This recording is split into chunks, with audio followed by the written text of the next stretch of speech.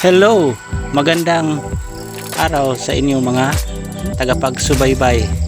Ito na ang pangalawang update natin sa tanim na mais, kung saan namumunga na ngayon.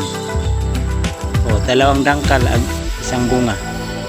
Medyo malaki-laki to mga guys. Tingnan nyo, tigdadalawa pa sa bawat puno, tigdadalawa pa ang bunga.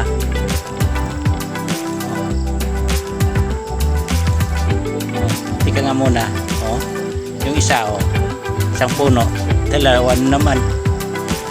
Hindi naman lahat ng puno dalawa ang bunga, pero karamihan sa mga puno nito tigdadalawa ang bunga, at saka malaki pa.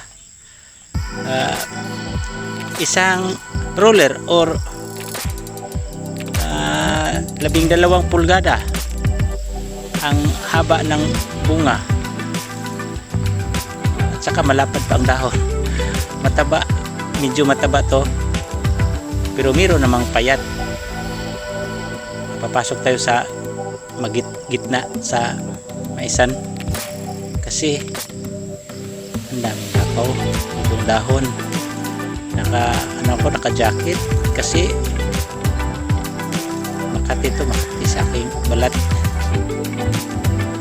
Mga guys, ito na tayo sa medyo kalahati na sa tanim kong mais. Dito tayo sa gitna. Dito na sa gitna. Yung una nating pinasukan yung yung nasa ibabang kahon na palayan, tinamnan ko ng mais. Tingnan nyo yung mas mataas sa aking akala yung ang bulaklak, kasi sabi ko noon kasing libi lang yun sa kamay ko, pero nagkamali pala ako, mas mataas pa ang bulaklak sa mais. Yung puno,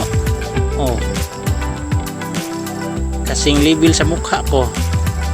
Yung puno, yung bunga, yung bunga ba kasing level sa ulo ko. Ang delikado dito, mapanganib pag madatna ng malakas na bagyo.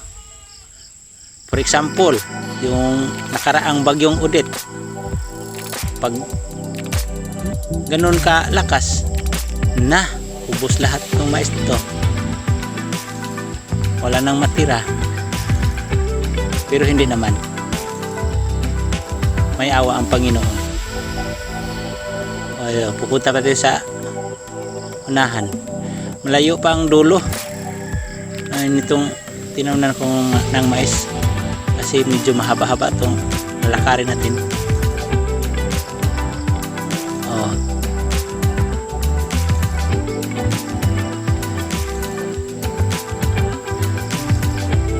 Ito na, nakalabas na yung buhok-buhok ng mais. Yung buhok-buhok sa mais, maganda to pang tanggal sa kanang kidney stone. Maglaga tayo ng isang punchot ng buhok-buhok,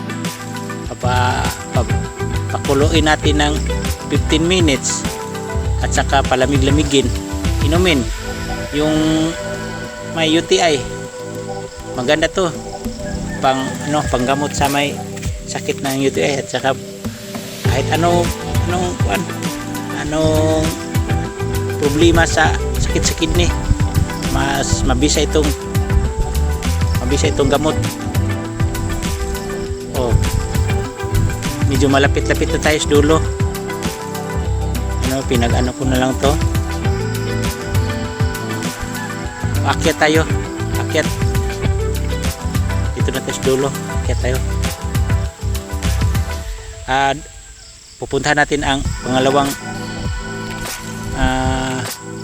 area na maisa natin yung kahon na tinamnan ng palay dati, pero hindi ko na tinamnan ng palay. Ngayon mais na, kasi sa panahon ngayon alerto tayo sa banta ng panganib na tinatawag na Super El Nino. Hindi ako nagtanim ng yung palay, mais tinanim ko. Dito na tayo sa pangalawang area. Tinaman ng mais, mahaba to. Dito tayo sa gitna, dadaan gitna sa maisan.